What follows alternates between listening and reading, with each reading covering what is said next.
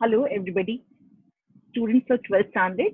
Now you will see here in this electrochemistry chapter, we are going to take electrochemical process in which chemical energy is converted into electrical energy. आप अपने सामने अभी ये इस तरह से रखिए कि जितने भी बैटरीज हमारे आसपास हैं, उसके अंदर रिडॉक्स रिएक्शन हो रहा है, जिसकी वजह से इलेक्ट्रॉन फ्लो करता है एक इलेक्ट्रोड से दूसरे इलेक्ट्रोड की तरफ, मींस एक केमिकल से दूसरे केमिकल की तरफ।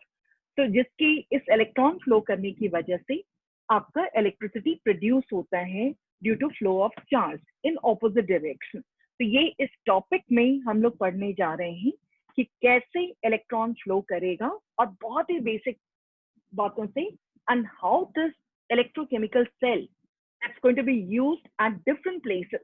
Different places means maximum reactions which are going around us, that is redox reaction, whether it's corrosion, whether it's a battery, सब जगह पर redox reaction हो रहा है और सब जगह एक electrochemical cell का formation हो रहा है।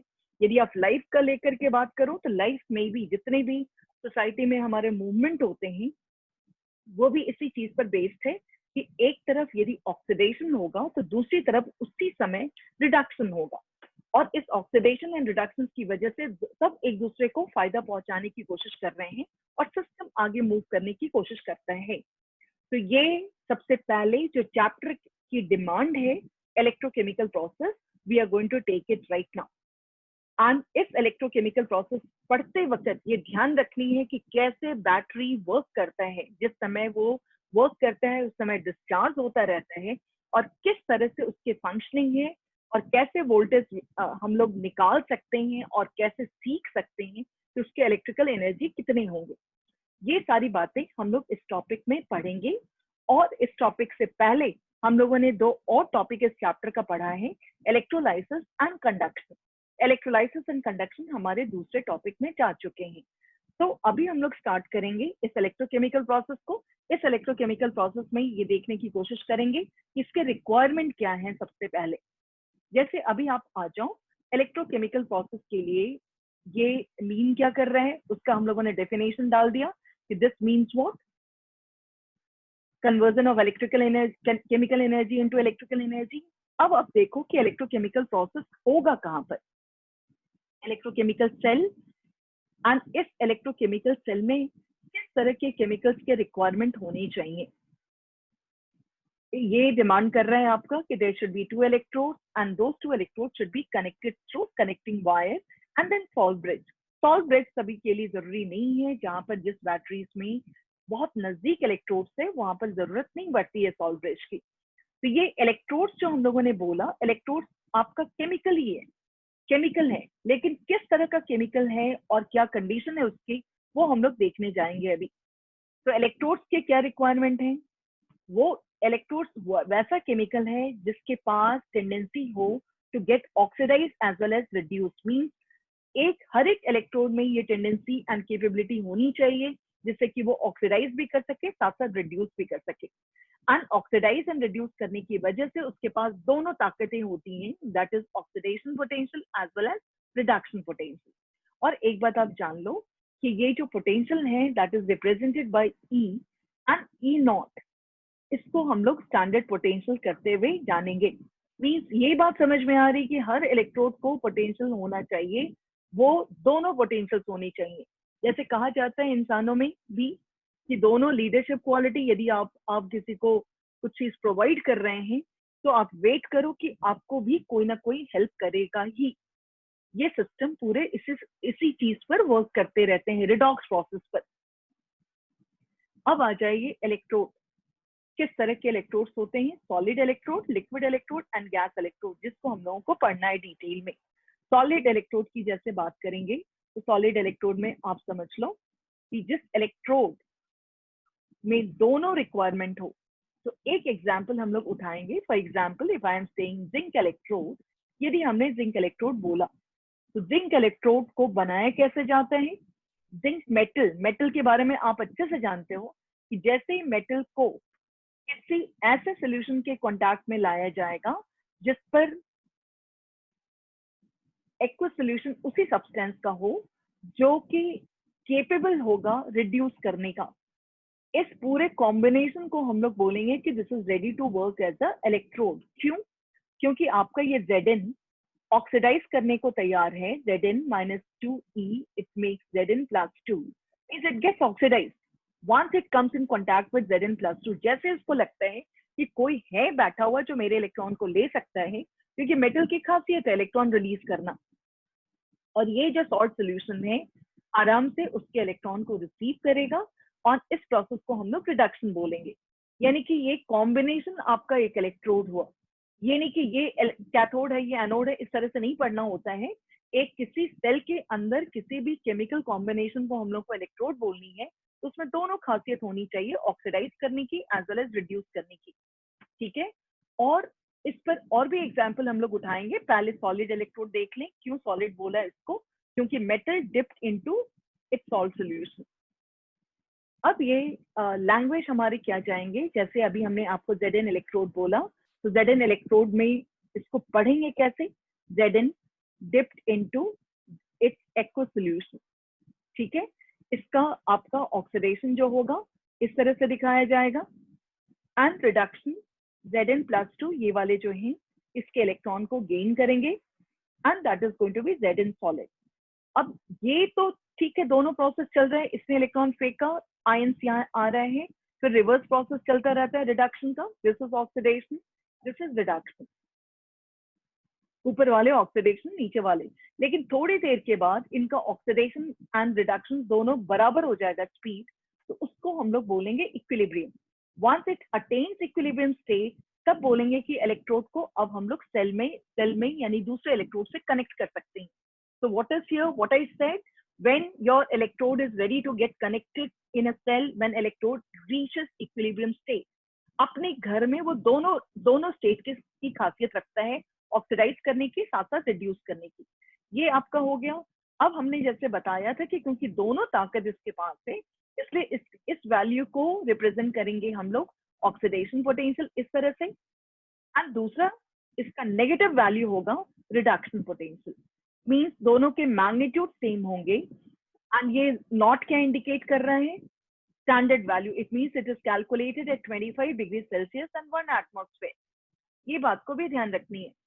तो ये जो आपका रिडक्शन पोटेंशियल वैल्यू है, इसको ध्यान देना है। How do we read here? Standard reduction potential of zinc of Zn। उसी तरह से एक और एग्जाम्पल उठाएं, मैग्नीशियम इलेक्ट्रोड जैसे हमने बोला, तो मैग्नीशियम इलेक्ट्रोड को कैसे बोलेंगे? Magnesium rod dipped into its magnesium sulfate aqueous solution, MgSO4 aqueous solution। इसका कुछ कॉन्सेंट्रेशन होगा, and this is your Mg solid. इसमें दोनों खासियत होनी चाहिए जैसे, और इक्विलिब्रियम पर पहुंचना चाहिए, जैसे हमने जिंक इलेक्ट्रोड का दिखाया है। और इसके भी इलेक्ट्रोड पोटेंशियल का रिप्रेजेंटेशन कैसे होगा? स्टैंडर्ड ऑक्सीडेशन पोटेंशियल, एंड दूसरा आपका नेगेटिव वैल्यू होगा रिडक्शन पोटेंशियल। और ध्यान रखनी है दोनों के वैल्यू बिल्कुल बराबर है, केवल एक दूसरे का नेगेटिव जाएगा। लिक्विड इलेक्ट्रोड कैसे बताएंगे हम लोग? सॉलिड का तो हम लोगों ने बोल दिया। लिक्विड इलेक्ट्रोड में हमारे पास है हाइड्रोजन इलेक्ट्रोड। इस हाइड्रोजन इलेक्ट्रोड कैसे इसको बनाने या फॉर्म करने की कोशिश की जाती है? कहा जाता है कि आप हाइड्रोजन गैस को कभी भी, ये लिक्विड इलेक्ट्रोड करते हुए नहीं है। हम लोगों ने अभी लिक्विड इलेक्ट्रोड जो बोला, that is not hydrogen, that is bromine electrode. We are going to take bromine electrode here. इस चीज को हम लोग थोड़ा सा हटा लें। ब्रोमीन इलेक्ट्रोड उठाएंगे। इस ब्रोमीन इलेक्ट्रोड में सबसे पहले आ जाएं, क्या मीन कर रहा है bromine electrode? Bromine exist in liquid state. क्यों हमने उसको हटाया? Because that is gaseous electrode. Bromine electrode को कैसे बनाया जाएगा?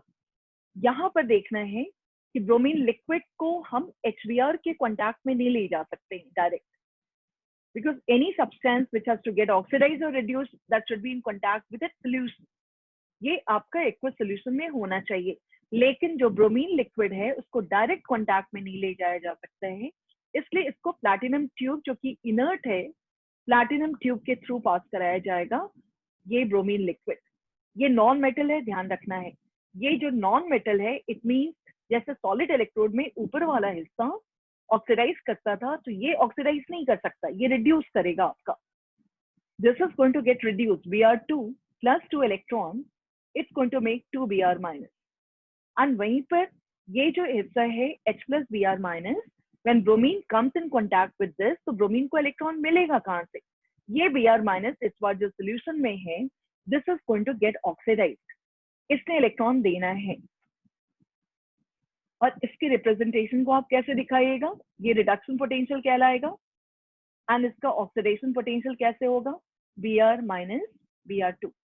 और ये जान लो कि ये यदि वैल्यू प्लस 1.09 वोल्ट है, इसके यूनिट रहते हैं, तो ये वैल्यू माइनस 1.09 वोल्ट होगा। ठीक है, जैसे ही ये इक्विलिब्रियम स्टेज में पहुंचा, वैसे ही अपने आप ये रेडी है क्या करने को? सेल में वर्क करने के लिए। सेल में मतलब दूसरा इलेक्ट्रोड, ये बात को आप ध्यान दीजिएगा, हर इलेक्ट्रोड में दोनों खासियत होनी चाहिए, दोनों पोटेंशियल्स होने चाहिए उसमें। सही, this was your liquid electrode. इसमें स्टूडेंट से गलती होती है, इसको बार बार ये वाले को कुछ भी कर देते हैं, ये बात को हर समय ध्यान रखिएगा, क्योंकि ये नॉन मेटल है। नॉन मेटल कभी ऑक्सीडाइज नहीं करता है, नॉन मेटल रिड्यूस करता है, उसको सपोर्ट करने वाला आपका सोल्यूशन फॉर्म में है। Now this is ready to act as a electrode. आते हैं हाइड्रोजन इलेक्ट्रोड, गैस इलेक्ट्रोड पर। हाइड्रोजन इलेक्ट्रोड को हम लोग आइडियल भी माना जाता है क्योंकि उसके इलेक्ट्रोड पोटेंशियल 0 होते हैं। इस हाइड्रोजन इलेक्ट्रोड को कैसे बनाया जाएगा? जैसे ब्रोमीन इलेक्ट्रोड बना था, प्लैटिनम ट्यूब के थ्रू पास कराया गया, वैसे ही यहाँ पर प्लैटिनम ट्यूब में इस हाइड्रोजन गैस को हम लोग पास कराएंगे। और ध्यान रखना है कि this should be at 1 atmosphere. This is made to pass through platinum tube, ये प्लैटिनम ट्यूब में into a solution that is HCl at 1 molar concentration. लेकिन ये इलेक्ट्रोड है सेल का, इसके लिए पहले आपको इसका दोनों रिएक्शन दिखाना होगा। 2E that's making 2H plus and 2H plus ion gains electron that makes what? H2. इसके लिए पोटेंशियल क्या होगा? H2 oblique H plus which is 0 and इसके रिडक्शन होंगे H plus H2, चेंज होता हुआ दिखाना है, ये भी 0 होगा। और जैसे ये आपका इक्विलिब्रियम स्टेज में पहुंचता है, वैसे ही हम लोग कहते हैं कि this is ready to act as a electrode in a cell. ठीक है, ये बात हो गई। आगे हम लोग जानेंगे यहाँ पर कि कोई भी इलेक्ट्रोड्स को किस स्टेट में रहना चाहिए। That should be in equilibrium state where rate of oxidation becomes equal to rate of reduction. अब आ जाइएगा, एक एग्जाम्पल के तहत हम लोग करेंगे कि सेल वर्क कैसे करता है। What is that working of cell here? Cell का काम कैसे चलता है और सेल को रिप्रेजेंट कैसे करते हैं, वर्किंग ऑफ सेल। तो हम लोगों को गैल्वेनिक सेल का एग्जांपल लेंगे। गैल्वेनिक सेल जो है किस बेसिस पे उनके नाम दिए गए हैं? On the basis of exactly which type of chemical that's going to be used as an electrode.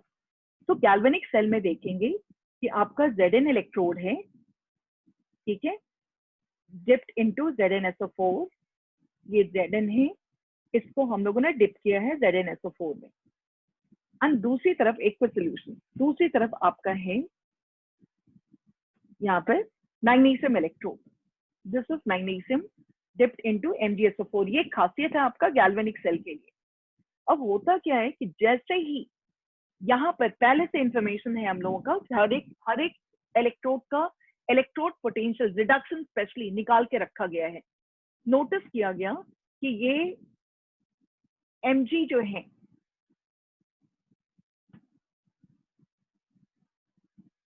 ये हमने गैल्वेनिक सेल में copper and copper sulphate use होता है, हम लोगों ने MgMgSO4 उठाया है। MgMgSO4 उठा सकते हैं या हम लोग कॉपर, गैल्वेनिक स्पेशली इसके लिए कॉपर सल्फेट है। लेकिन गैल्वेनिक सेल इस बार बोला गया सिलेबस में नहीं है, मतलब exactly galvanic cell, but other cells that is going to work. तो हम लोगों ने मैग्नीशियम एंड मैग्नीशियम सल्फेट उठा लिया। This is going to be greater than Zn plus two Zn। ठीक है, ये मीन क्या कर रहे हैं आपका कि इसका रिडक्शन पोटेंशियल इससे ज्यादा है। एक बात आप जान लो, जैसे ही दो इलेक्ट्रोड्स को कनेक्ट करेंगे, जिसका रिडक्शन पोटेंशियल ज्यादा होगा वो अपने आप को मार्केट में डालेगा कि I am ready to get reduce. जबकि हम लोग को मालूम है कि ये यहाँ पर इसके पास दोनों ताकत है, लेकिन इसके रिडक्शन पोटेंशियल Zn से ज्यादा है, तो it is going to get reduce in front of Zn। And इसका ये मीन क्या कर रहे हैं कि इसका ऑक्सीडेशन पोटेंशियल जो है Zn से कम है। तो जैसे ही हम लोगों ने कनेक्ट करना है, वैसे ही जिसका जो पोटेंशियल ज्यादा है, ऐसे घर में वो दोनों दिखा रहा था, वो चीज दिखाना शुरू करेगा जैसे Zn को हम लोगों ने कनेक्ट किया। तो यहाँ पर जो रिएक्शन शुरू होगा वो आपका ऑक्सीडेशन शुरू हो जाएगा Zn+2, एंड यहाँ पर Mg+2 ये वाला गेन करना शुरू करेगा। इसका मतलब क्या हुआ है कि एक प्रोटोकॉल मेंटेन होता है कि जैसे इलेक्ट्रोड्स को कनेक्ट किए, जिसके ऑक्सीडेशन ज्यादा है वो अपने घर को अब इलेक्ट्रॉन नहीं दे करके इधर फ्लो करवाने लगेगा जो उसको रिस्पेक्ट दे रहा है। इसी डिफरेंस की वजह से इलेक्ट्रॉन फ्लो करना शुरू किया from Zn to magnesium, and just opposite direction में चार्ज फ्लो करना शुरू करेगा, मींस करंट फ्लो करना शुरू करेगा। Electron flows from this side to this side and charge flow in opposite direction. ये बात को आप जानिएगा, यानी कि आपका इलेक्ट्रिसिटी प्रोडक्शन शुरू हो गया। क्यों शुरू हुआ? क्योंकि यहाँ पर पोटेंशियल डिफरेंस है। जब कभी भी पोटेंशियल के अंतर होते हैं तो एक दूसरे का लोग फायदा उठाते हैं। फायदा वही मैग्नीशियम के साथ हुआ। और यहाँ पर यदि हमारा galvanic cell exclusively galvanic cell होता, इसका मतलब कि Zn जो है जिंक इलेक्ट्रोड एंड दूसरा हमारा कॉपर इलेक्ट्रोड होता, तो एग्जैक्टली उसी तरह से हम लोग चलते। ये रहा आपका Zn। इस पे हम लोग थोड़ा सा और समझ लें अच्छे से। जैसे ही कनेक्ट किया गया, इसके रिडक्शन पोटेंशियल ज्यादा है, तो कौन से रिएक्शन शुरू हो जाएंगे? रिडक्शन वाले। धीरे धीरे यहाँ का Copper+2 जो है वो इलेक्ट्रॉन गेन करेगा एंड इन्होंने इलेक्ट्रॉन अपना रिलीज करना शुरू किया। अब एक बात समझनी है, ये तो समझ में आ गया कि इलेक्ट्रॉन फ्लो करने लगा और इधर से करंट फ्लो करने लगा, and reason is difference in potential. ये सारी बातें समझ में आ गई। अब यहाँ पर समझना है कि जो हम लोगों ने डेफिनेशन के हिसाब से बोला था कि जहां पर ऑक्सीडेशन होता है उसको हम लोग एनोड बोलेंगे, तो साइन कन्वेंशन के हिसाब से हमने इनको एनोड बोल दिया। It means electron is flowing from anode to, इसको रिडक्शन की वजह से इसको हमने कैथोड बोला। Electron is flowing from anode to cathode and current flows from cathode to anode. शायद ये क्लियर है। अब आप एक चीज और समझिए, हम लोगों ने साइन कन्वेंशन के हिसाब से एक और चीज बोला कि आज तक जिन्होंने इलेक्ट्रॉन को रिलीज करना होता है वो कौन होता है? जिसके पास इलेक्ट्रॉन ज्यादा है। ये साइन कन्वेंशन है। इसका मतलब कि जो इसके पास ज्यादा है इलेक्ट्रॉन वो नेगेटिवली चार्ज होना चाहिए। तो this is made as negatively charge and this is made as positively charge. Means आपके अब क्लियर कट हो गए कि इलेक्ट्रॉन कहाँ से कहाँ फ्लो कर रहा है। Electron flow from cathode anode to cathode, current flow उल्टा जाएगा, negative to positive, positive third, higher oxidation to lower oxidation potential. Current का क्या हो जाएगा डायरेक्शन? करंट के just opposite, higher reduction potential to lower reduction potential, ये हो जाएंगे करंट फ्लो। अब यहाँ पर ये तो ठीक है, करंट फ्लो करना शुरू किया, इलेक्ट्रिसिटी जनरेट होना शुरू हो गया, दैट्स रियली गुड। इस पर ये हाफ रिएक्शन हो रहा है, इस पर ये हाफ रिएक्शन हो रहा है, लेकिन अंदर साइड इफेक्ट्स भी कुछ होंगे ना। साइड इफेक्ट्स क्या हैं? ये जो Zn+2 है आपका धीरे धीरे यहाँ से मेटल से नीचे गिरना शुरू हो जाएगा, यानी इसका थिकनेस घटेगा और दिस विल स्टार्ट बिकमिंग, यहाँ पर सल्फेट Zn+2 का क्वांटिटी बढ़ने लगेगा। इसका मतलब क्या है कि यहाँ पॉजिटिव चार्ज काफी ज्यादा बढ़ना शुरू हो जाएगा। और यहाँ क्या सीन है? Copper+2 भाग करके जा रहा है कॉपर बनाने, इस पर किसका किसका चार्ज बढ़ जाएगा? सल्फेट का। so that is what negative charge that will increase। अब ये पॉजिटिव चार्ज और नेगेटिव चार्ज को हम लोग इंटरनल रेजिस्टेंस के तरह देखते हैं। इंटरनल रेजिस्टेंस, क्योंकि ये क्या प्रॉब्लम करने जा रहा है सोल्यूशन के अंदर? इन इलेक्ट्रोलाइटिक सोल्यूशन विल से ये जनाब क्या करेंगे? इलेक्ट्रॉन्स के मूवमेंट को रेस्ट्रिक्ट करेंगे। ये हो सकता है इनके मूवमेंट को रेस्ट्रिक्ट करे। क्यों? ये पॉजिटिव चार्ज इलेक्ट्रॉन को जाने नहीं देगा और नेगेटिव चार्ज इलेक्ट्रॉन को आने नहीं देगा। इसका सोल्यूशन इन लोगों ने क्या निकाला था? सोल्यूशन यही निकाला कि हम लोग एक ब्रिज बना देते हैं। तो ब्रिज में फॉर एग्जांपल KCl लिया गया, सैचुरेटेड सोल्यूशन, सैचुरेटेड KCl। तो ये KCl क्या करेगा? इंटरेस्टिंगली यहाँ पर Cl आकर के इस पॉजिटिव चार्ज का ध्यान हटाएगा और यहाँ से K+ इसका ध्यान हटाएगा, जिसकी वजह से they are not going to disturb flow of electron. So what is the use of salt bridge? Salt bridge ने क्या किया? सॉल्ट ब्रिज का काम क्या है? एक nullify internal resistance getting created, एक तरह से आप कहते हो साइड इफेक्ट को कम करता है, नलीफाइज इंटरनल रेजिस्टेंस, जिसकी वजह से इलेक्ट्रॉन का फ्लो स्मूथ होगा। ठीक है, अब आप ये डायग्राम से भी देख सकते हो कि फ्लो ऑफ इलेक्ट्रॉन कैसे हुआ है। ये नेगेटिव इलेक्ट्रोड से पॉजिटिव इलेक्ट्रॉन का फ्लो, सॉल्ट ब्रिज क्या काम कर रहे हैं, ये बातें आपको समझ में आ रही है। इसका डैनियल सेल की तरह भी हम लोग बात कर रहे हैं इसको। तो flow of electrons and current का ऑपोजिट डायरेक्शन में एग्जैक्टली ये सिंबॉलिकली प्रेजेंटेशन है जिसको आप देख सकते हो। आगे हम लोग आएंगे यहाँ पर what makes electron to flow, ये तो समझ में आ गई है। There should be positive potential, negative potential है, वहां से किसको एनोड बोल रहे हैं, किसको कैथोड बोल रहे हैं, ये चीज समझ आया है। इलेक्ट्रॉन को फ्लो कराने के लिए बेसिकली आपका इलेक्ट्रॉन पोटेंशियल डिफरेंस होना चाहिए। ये जो हमने आपको समझाया है इलेक्ट्रॉन कहाँ से कहाँ फ्लो करता है, ये चीज ठीक है। पोटेंशियल डिफरेंस होना जरूरी है between two electrode which is also called cell potential measure in volt. यहाँ पर आप देख लो, कहा जाता है कि एक्सटर्नल आप जब लगाइएगा वोल्टेज दीजिएगा, it's going to be less than 1.1 volt, तब तो आराम से आपके करंट फ्लो कर रहे हैं।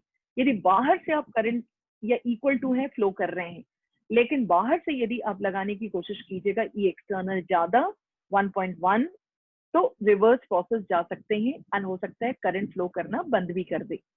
ये एक सिंपल एग्जांपल दी गई है।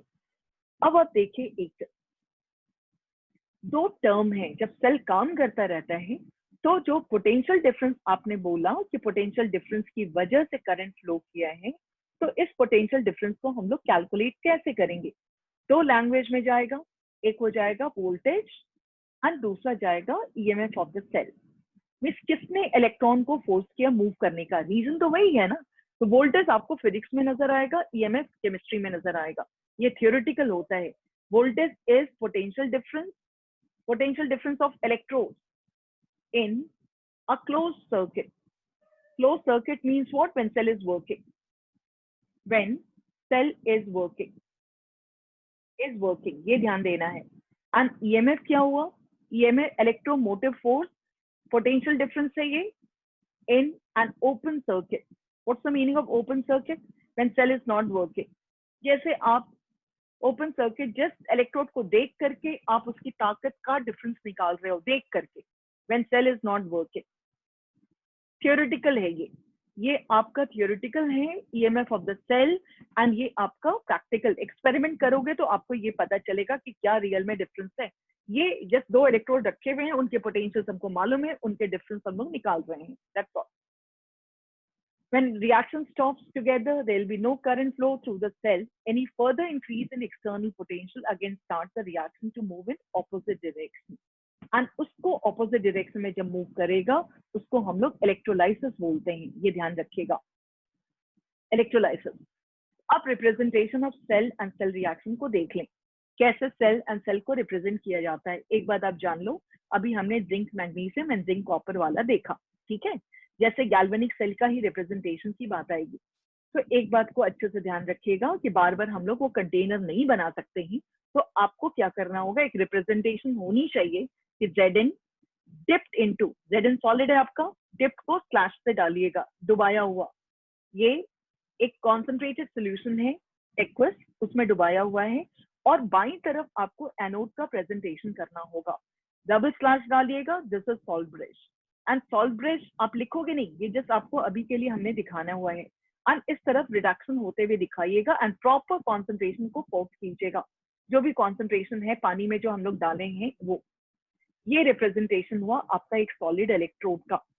और ये ध्यान देना है कि जिसका रिडक्शन पोटेंशियल ज्यादा होगा वो कैथोड जाएगा, और जिसका रिडक्शन पोटेंशियल कम होगा वो नेचुरली ऑक्सीडेशन ज्यादा होगा, वो एनोड होगा। बाईं तरफ उसको दिखाइएगा।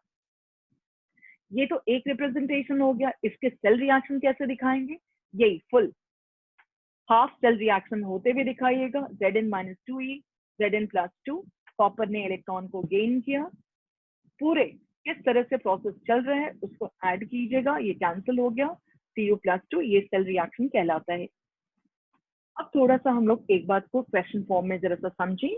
यदि आपके पास यदि आपके पास, सपोज कीजिए हम क्वेश्चन डालते हैं कि zinc copper electrode is connected to hydrogen electrode, copper electrode is connected to hydrogen electrode, ठीक है, एक सॉलिड हो गया, एक दूसरा गैस हो गया। तो इसमें एक बात जाननी होगी कि किसका इलेक्ट्रोड पोटेंशियल रिडक्शन ज्यादा है। कॉपर के इलेक्ट्रोड पॉजिटिव है, reduction means reduction of copper is greater than reduction potential of hydrogen. तो हाइड्रोजन का लिखने का तरीका क्या है, H2 जब भी लिखिएगा तो ग्रेटिट्यूड शो कीजिएगा प्लैटिनम पर रिप्रेजेंटेशन के टाइम में। इट मीन दिस इंडिकेट्स क्या, ये कैथोड बनेगा और ये एनोड बनेगा। आपको मालूम कैसे होगा कि किसका रिडक्शन ज्यादा है, आपकी लेटर सीरीज में है जिसमें आपको बकायदा दिखेगा कि किसके रिडक्शन ज्यादा है, किसके कम है। जिसके ज्यादा होंगे उसको आप ध्यान दीजिएगा कि practically it will act as a cathode. अब बाईं तरफ हम लोग एनोड को लिखते हैं, तो लिखने के तरीके ऑक्सीडेशन करते हुए दिखाइएगा।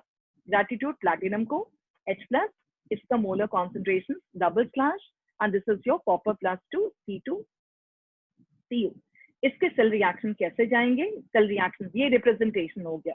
इसका सेल रिएक्शन आप कैसे दिखाइएगा, सेल रिएक्शन लिखने का तरीका क्या है, H2 - 2 electron make 2H+ ion, copper +2 gains electron and that's making copper.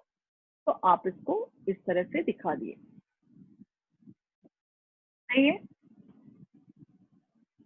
अब यहाँ पर दूसरा हम लोग यदि बात करने की कोशिश करें कि हाइड्रोजन इलेक्ट्रोड को हम लोग जिंक इलेक्ट्रोड के साथ दिखाएं, तो ये बात ध्यान रखिएगा कि यदि आपका H2, ये प्रैक्टिस काफी होना चाहिए, यदि हाइड्रोजन इलेक्ट्रोड का रिडक्शन पोटेंशियल आपके कॉपर इससे जिंक से ज्यादा है,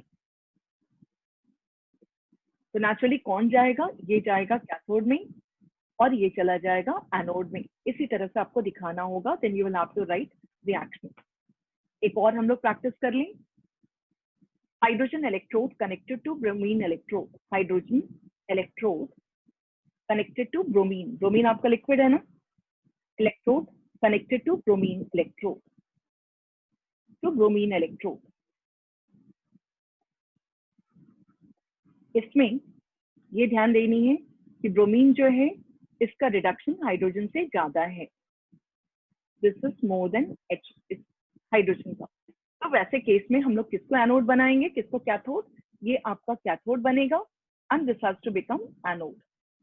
तो हाइड्रोजन को आप लिखिए H2 H+, ऐसा एनोड हुआ, एंड यहाँ पर आपके चले जाएंगे ब्रोमीन रिड्यूस होते हुए दिखाइएगा Br-, this is your C2, this is C1। Reaction कैसे जाएगा, H2 - 2 इलेक्ट्रॉन 2H+, रिएक्शन के टाइम में प्लैटिनम लिखने की जरूरत नहीं है, Br2 + 2 electron, this is your 2Br-। आप इनको ऐड कर दो, H2 + Br2 2H+ ion + 2Br-। ये लिखना आ गया हम लोगों को सेल का, ये ध्यान देना है, ये प्रैक्टिस होनी चाहिए अच्छे से। अब ईएमएफ कैसे निकालेंगे, जो हमने बोला कि नर्स इक्वेशन यूज करके ईएमएफ कैसे निकाला जाता है, इसके फॉर्मूला हम लोग को देखना होगा, एनसीईआरटी ने इसको दिया है। जैसे गैल्वेनिक सेल ही हम लोग लेकर आते हैं, गैल्वेनिक सेल का ये फॉर्मूला था हमारा रिप्रेजेंटेशन। अब इसी का एग्जाम्पल लेकर के ई सेल निकालने की कोशिश करेंगे।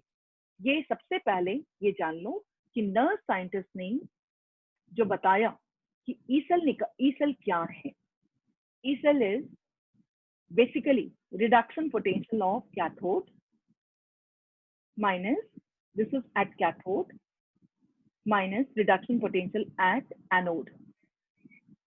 ठीक है, ये यहाँ पर ध्यान देनी है कि कैसे ये जाएगा, E Cu + 2 Cu।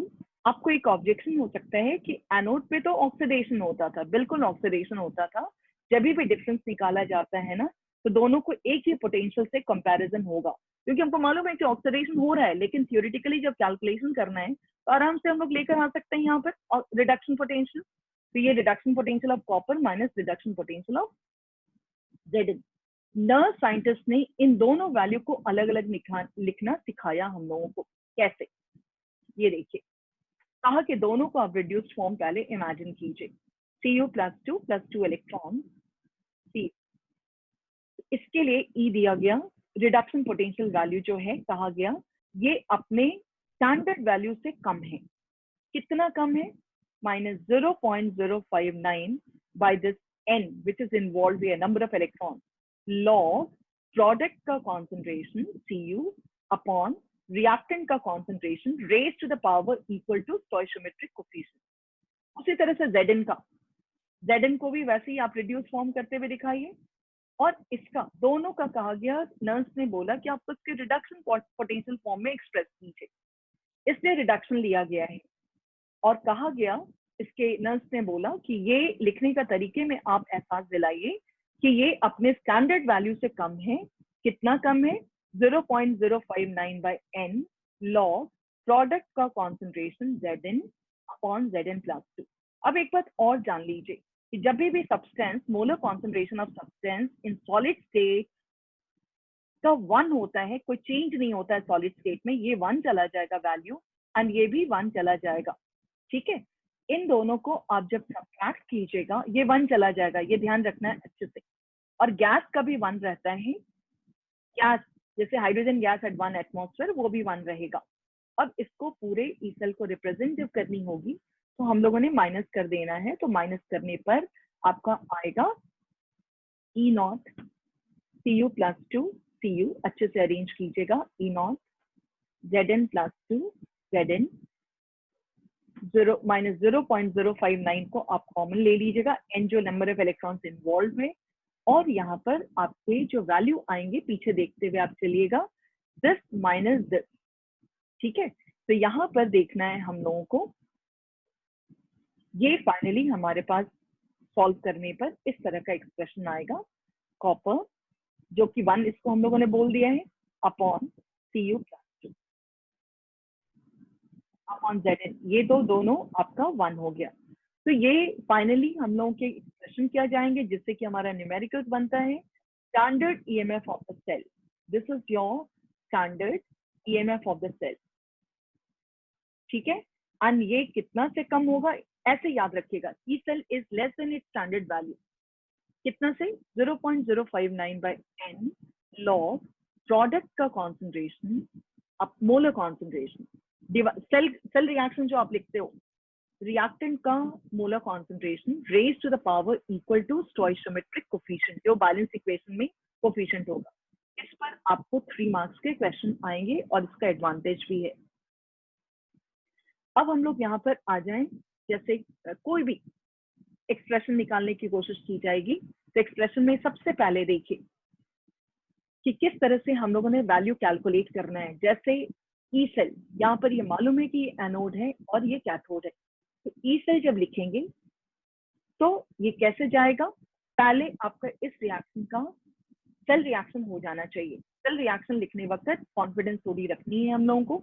Cell reaction में Mg -2E, और ओवर कॉन्फिडेंट नहीं होना है, इसको आप लिखते जाइएगा। और दूसरा हमारा कौन सा था? कॉपर था। यस, कॉपर है, Cu+2 इलेक्ट्रॉन, ये Cu। ठीक है, रिडक्शन, तो ये हमारा सेल रिएक्शन होगा, कैंसिल हो गया। एंड इससे जो वैल्यू होंगे यहाँ पर आप लिखिएगा, ई सेल आपको किस चीज की जरूरत पड़ेगी रिडक्शन पोटेंशियल वैल्यू की? Cu+2, ये दिया रहेगा क्वेश्चन पेपर में, E0 Mg+2 दिया रहेगा, इसको माइनस कर दीजिएगा, एंड -0.059 by 2, ये जो इन्वॉल्वमेंट हुआ है लॉ Mg+2 का जो कॉन्सेंट्रेशन है आपको वहां दिखेगा लिखा हुआ, एंड Cu+2 का जो कॉन्सेंट्रेशन आएगा वो आप वैल्यू पुट कर दीजिएगा। ये 10⁻⁴, ये रहा आपका, ये 10⁻³ रहा, 10⁻⁴ log जैसे आएगा 10⁻⁴, and this is what 10⁻3। This is, ठीक है, ये आपका वैल्यू आपके जो भी क्वेश्चन में दिए रहेंगे आप उसको निकाल लीजिएगा। इसके लिए मेहनत करनी पड़ेगी उसी तरह से, क्योंकि इससे 3 मार्क्स के क्वेश्चन आने हैं। सेम थिंग, आपको बस एक सेल रिएक्शन का ये representation for second I will give you here, Fe -2 electron Fe+2, और ये ध्यान रखना है 2H+ ion +2 electron H2।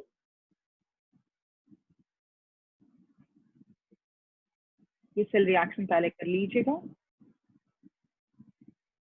Fe+2 and H2 0.059 by 2 log कैसे लिखेंगे Fe plus 2 H plus का स्क्वायर। ठीक है, we'll be finding out, E cell हम लोग निकाल लेंगे, ये वैल्यू आपका दिया रहेगा। थर्ड वाले भी वैसे ही कर लेना है आपको। अब एक क्वेश्चन इस पर आइएगा, ये वाली प्लैटिनम Br माइनस, क्या हुआ है इस क्वेश्चन को, ये क्वेश्चन आपका बहुत ही इंपॉर्टेंट पड़ेगा, क्योंकि इसके साथ प्रॉब्लम क्या हो रही है कि ये इन्होंने जिसके रिडक्शन पोटेंशियल दो तरह से इन्होंने हम लोगों को बोला है सॉल्व करने के लिए, ये आपका एनोड एरिया हो गया, ये कैथोड एरिया हो गया, लेकिन पॉसिबल नहीं है, क्योंकि इसके रिडक्शन पोटेंशियल ज्यादा है रिप्रेजेंटेशन के हिसाब से। तो इसको पहला मेथड क्या करेंगे कि जो बुक में दिया हुआ है या क्वेश्चन पेपर पर आता है वैसे ही हम लोग एनोड कैथोड मान के चलेंगे, will not look at value and उसको मानते हुए चलेंगे। पहले यहाँ पर आप इसका ऑक्सीडेशन दिखा दीजिए, जो बोला है फर्स्ट मेथड के हिसाब से, जो जैसे दिया है उसी के हिसाब से हम लोग करेंगे। और सेल रिएक्शन लिखा 2Br minus plus 2H plus ion, product is Br2 plus H2। इसके ई सेल के एक्सप्रेशन क्या जाएंगे, E cell is equal to E naught, ये वाली चीज है, E not cell H plus का, ये कैथोड बनाया गया है, minus E naught Br2 Br minus 0.059 by n log, ये तो आपका 1 हो जाएगा, 1 upon Br minus square and H plus square. ठीक है, स्क्वायर भूलना नहीं है, अक्सर स्टूडेंट से गलती होती है। जब आप इसका 0 माइनस 1.09 कीजिएगा एंड ये सब सारे वैल्यूज बिठाएगा तो you will get answer in negative. आप ऐसे छोड़िएगा नहीं, नेगेटिव आएगा वोल्ट, आप बोलिएगा this type of cell can not work, this type of cell can not work, आप इससे कैन नॉट वर्क ध्यान रखना है। ये हमने प्रूव कर दिया, जो दिया रहता है हमने प्रूव कर दिया कि भाई आप जो दे रहे हो हम दिखा दे रहे हैं कि ऐसा नहीं काम कर सकता है। ये बोर्ड में आता रहता है, या तो इस मेथड से स्टूडेंट्स डाल दें या सेकंड मेथड जो आपका है उसको भी लगाया जा सकता है। सेकंड मेथड में क्या है कि आप उसको पलट दीजिए, कहते हैं कि ठीक है गलती हो गई, आप इसको पलट दीजिए, और ये पलट नहीं दीजिए, ये इनका कहना है कि अपने आप वो ठीक कर लेगा, आप छोड़ दो उसको, अपने आप उसको ठीक करने दो, वो ठीक कर लेगा। यानी कि इसको आप ठीक करके इनके रिएक्शन को ऐसे दिखाइए कि हाइड्रोजन में ऑक्सीडेशन हो रहा है एंड ब्रोमीन में रिडक्शन हो रहा है, इस तरह से, और तब वैल्यू निकालिए H2 प्लस Br2 एंड ये चीज आपका 2H ion plus 2Br minus, इसका ई सेल का वैल्यू क्या आएगा, ई नॉट H प्लस ये Br2, ये आपके पॉजिटिव में आएंगे वैल्यू, लेकिन ध्यान देना है थोड़े से कैलकुलेशन लंबे जाएंगे एंड आप उसको करते हुए दिखाइएगा। 0.059 by n log, ऊपर में H प्लस का स्क्वायर एंड Br माइनस का स्क्वायर, नीचे 1 होगा। और एक बात को अक्सर ध्यान देना है, जो मेजॉरिटी में हम लोगों ने पेपर करेक्शन में देखा है, बच्चे जानबूझ करके H प्लस, क्योंकि बहुत सारे बुक्स में लिखा हुआ है, पता नहीं किसने बताया भी है, H प्लस ऊपर कर देते हैं, Br माइनस नीचे कर देते हैं, ये जबरदस्ती अपना बना हुआ है और ये लिखने में स्टूडेंट्स को गड़बड़ी होती है। प्लीज डोंट डू दैट, ध्यान रखिएगा। E cell is equal to E not cell, ये आप निकाल लीजिएगा, वैल्यू आपका फिर से 0.059, एक बार हम फिर से लिख रहे हैं, ये आपका 2 जाएगा लॉग, जो भी वैल्यू आपके H प्लस के दिए गए हैं क्वेश्चन में, H प्लस का वैल्यू आपका 0.030 है,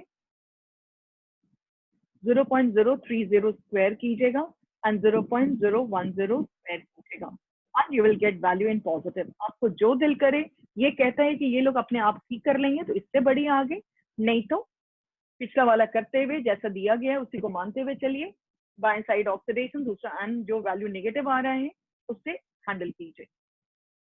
अब क्या है कि स्टैंडर्ड इलेक्ट्रोड पोटेंशियल कैसे निकाले जाते हैं, ये जो इतना वैल्यू दिया हुआ है कैसे निकाला जाएगा, तो कहा जाता है कि जिसका भी निकालना है वैल्यू उसको आप कनेक्ट कर दीजिए। फॉर एग्जाम्पल मैग्नीशियम का निकालना है MgSO4, उसको हाइड्रोजन इलेक्ट्रोड से कनेक्ट कर दीजिए। We write here it is connected to hydrogen electrode. Hydrogen electrode का सबको पता है स्टैंडर्ड वैल्यू होता है, जैसे ही कनेक्ट किया गया थ्रू वोल्टामीटर, देखा गया कि रिफ्लेक्शन ऐसा हुआ है, यानी कि करंट का डायरेक्शन दिखा। फटाक से मालूम हो गया कि ये कैथोड है एंड ये एनोड है। पहले डायरेक्शन दिख जाएगा एंड ये एनोड दिखा, तो फिर ई नॉट सेल निकाल लिया जाता है वोल्टामीटर से। E naught H plus H2 minus E naught Mg plus 2Mg। ये जो भी वैल्यू आपके वोल्ट मीटर से निकला, ये 0 हो गया, तो आराम से आपके स्टैंडर्ड रिडक्शन पोटेंशियल वैल्यू निकल जाएंगे। आई थिंक इट्स क्लियर, ध्यान से इसको सुनते हुए कीजिएगा। सिग्निफिकेंस क्या है इलेक्ट्रोड पोटेंशियल के and EMF of the cell, ये जान लीजिए। It explains feasibility of the reaction.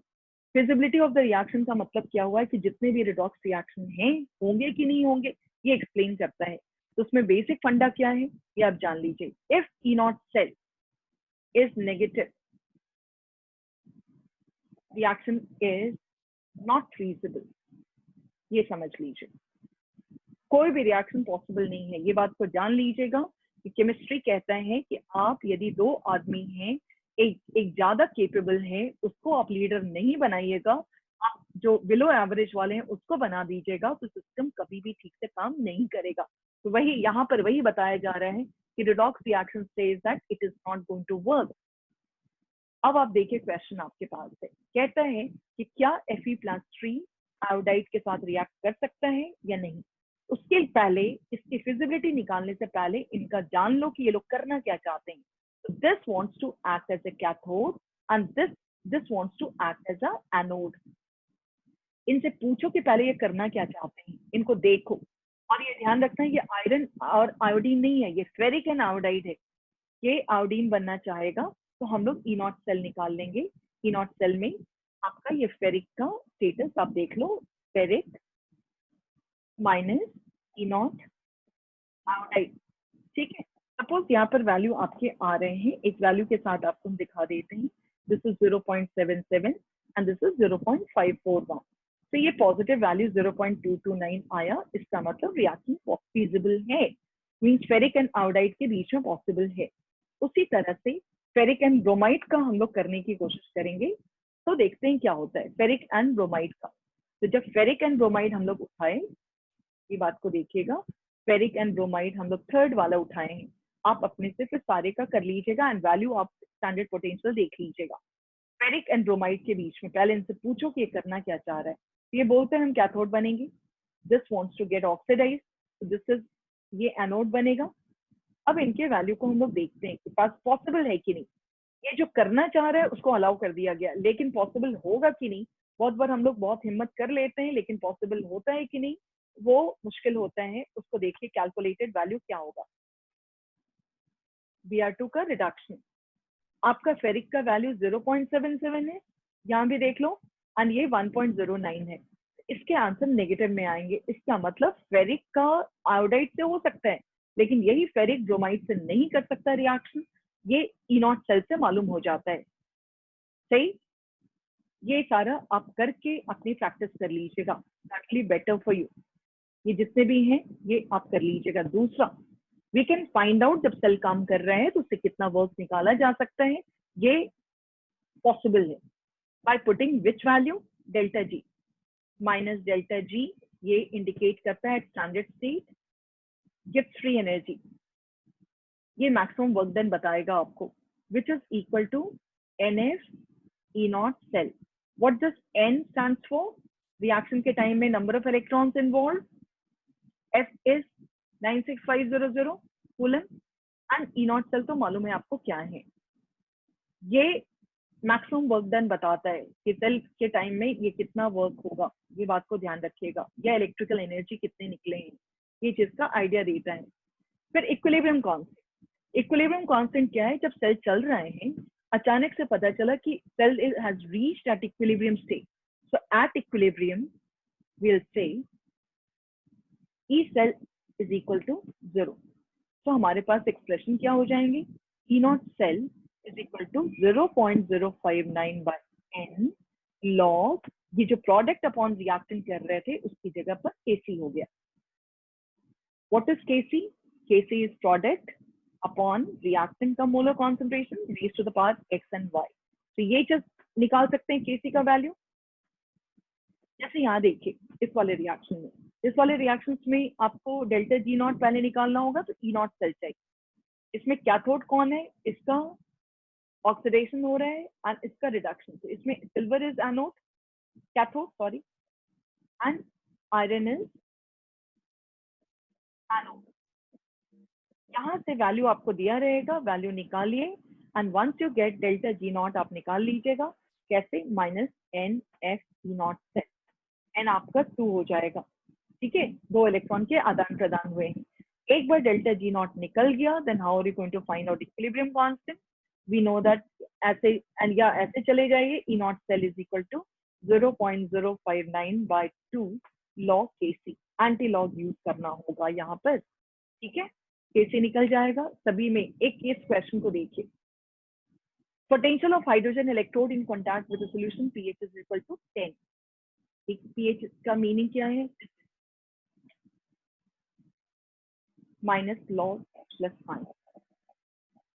आपको पोटेंशियल निकालना है हाइड्रोजन इलेक्ट्रोड का when H plus is getting reduced, इसके निकालने हैं E naught H plus H2 minus is equal to, इसके इलेक्ट्रोड पोटेंशियल निकालने हैं नॉट एट स्टैंडर्ड स्टेट, इसको हटाइए, is equal to E naught H plus H2 minus 0.059/2 log H2 का 1 हो जाएगा H2 और ये नीचे H प्लस स्क्वायर, ठीक है।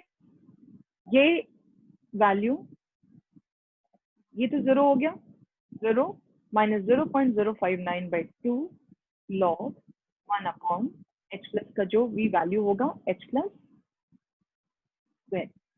तो यहाँ के केस में माइनस 0.059/2 ब्रैकेट कर सकते हैं हम लोग, log 1 minus 2 log H plus ion, इस तरह से। ये 2 लॉग H प्लस आयन की जगह पर we can write this value as 10। ये आपका 10 वैल्यू लिखा जाएगा, लॉग 1 का वैल्यू 0 होता है and this is going to be, इसके वैल्यू आ जाएंगे 2, 10 आएगा एंड जब ओपन कीजिएगा ब्रैकेट, ये तो 0 हो गया, 0 एंड इंटू 0 हो जाएगा, ये आपका 0.059/2 इंटू 20 आ जाएगा, ठीक है। इस तरह से आप वैल्यू निकाल लीजिएगा इसका रिडक्शन पोटेंशियल ऑफ हाइड्रोजन। ये देख लीजिए इस वैल्यू का, इसका मेन और यूज क्या है, जो जिसका रिडक्शन पोटेंशियल, ये सीरीज आप लर्न कर लोगे, जिसका रिडक्शन पोटेंशियल ज्यादा है that will act as a oxidising agent, वो रिड्यूस कर सकता है, वो एक्ट करता है oxidising agent, stronger reducing agent. ये ऑक्सीडाइजिंग एंड रिड्यूसिंग का फंडा जान लीजिए। Oxidising agent means which gets reduce, खुद रिड्यूस करता है, इसका मतलब है कि गेन ऑफ इलेक्ट्रॉन्स उसके होने चाहिए, रिडक्शन पोटेंशियल वैल्यू ज्यादा होना चाहिए, मोर रिडक्शन पोटेंशियल। तो सीरीज पता रहेगा तो आपको मालूम करना आसान है। Reducing agent means less, more oxidation potential, less reduction potential but more oxidation potential, more oxidation. काफी इस पे प्रैक्टिस कीजिएगा, कौन ऑक्सीडाइजिंग एजेंट है, कौन रिड्यूसिंग एजेंट है, आपके पास क्वेश्चन भी है। जैसे इसी में रिडक्शन पोटेंशियल का ऑर्डर देख करके आप पता कर लीजिएगा कौन बढ़िया। ये बात भी जान लो, एक मेटल जो छोटे में आपने पढ़ा था कि कॉपर सल्फेट को डिस्प्लेस कर सकता है, तो वही डिस्प्लेस कर सकता है जिसका रिडक्शन पोटेंशियल ज्यादा या कम होगा, ये ध्यान देना है। ये यहाँ पर सेल बन जाता है, ये this wants to act as a cathode, this wants to get as oxidise, ठीक है। ये ध्यान रखना है कि रिडक्शन पोटेंशियल वही ऑक्सीडाइज करेगा जिसका रिडक्शन पोटेंशियल कम है। Less metal with less reduction potential can displace metal with more reduction potential, क्योंकि ये less reduction potential means ज्यादा ऑक्सीडेशन होना चाहिए, तभी तो ये खुद ऑक्सीडाइज कर पाएगा और इसको रिड्यूस करा सकता है कॉपर में। तो ये बात ध्यान रखना है कि जो डिस्प्लेस करते, जो मेटल, स्पेशली मेटल कह रहे हैं, उसका ऑक्सीडेशन पोटेंशियल ज्यादा होना चाहिए, यानी रिडक्शन पोटेंशियल कम होना चाहिए।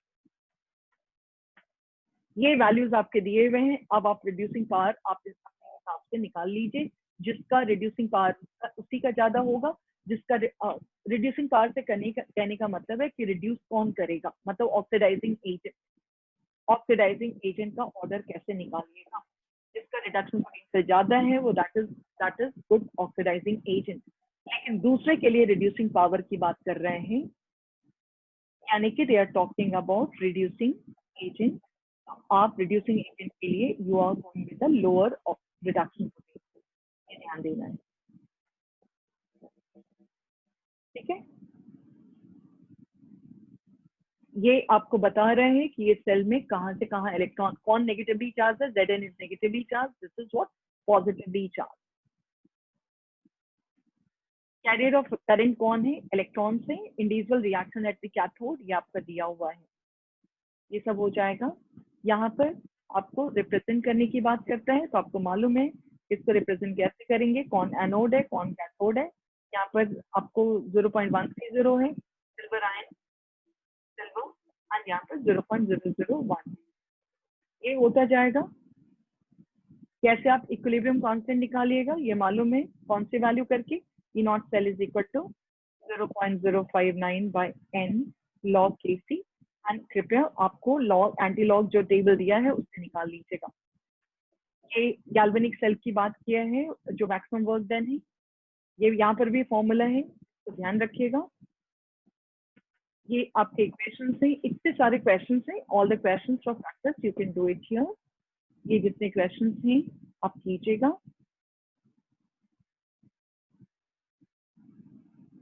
ये इतनी सारी चीजें हम लोगों ने जो सीखा अभी तक, उसमें क्या क्या सीखने की कोशिश किया है कि कैसे क्या क्या सिग्निफिकेंस है, आप ध्यान रखिएगा। 4 चीजें हैं, और ये स्पेशली रिडक्शन पोटेंशियल वैल्यू के सीरीज आप पढ़ लोगे, जिससे कि you can find out oxidising agent character. अक्सर आता है ऑक्सीडाइजिंग एजेंट, ये बात को ध्यान रखनी है। तो thank you very much for listening electrochemical process and do other electrolysis and conduction also. So stay blessed everybody and read it properly, solve all the questions and try to score 3 marks in this area। 3 marks आप जैसे cell दे करके आपको 3 marks का, और जितने भी NCERT हमने सारा उठाया है in text question and NCERT exercise question, please do that and remain relaxed। So thank you very much.